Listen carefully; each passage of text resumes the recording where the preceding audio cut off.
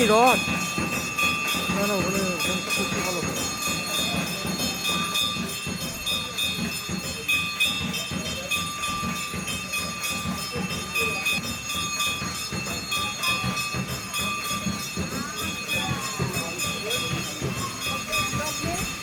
আমি প্রথমবার এলাম, মন্দিরটা এত সুন্দর, এত স্নিগ্ধ, এত ভালো লাগছে মনটা।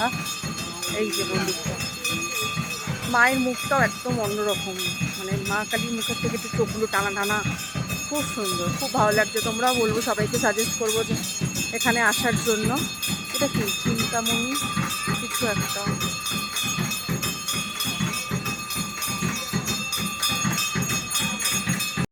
সবাইকে বলবো একবার এই মন্দিরটা এসে ভিজিট করো। আশা করি অনেকের অনেক ভালো লাগবে।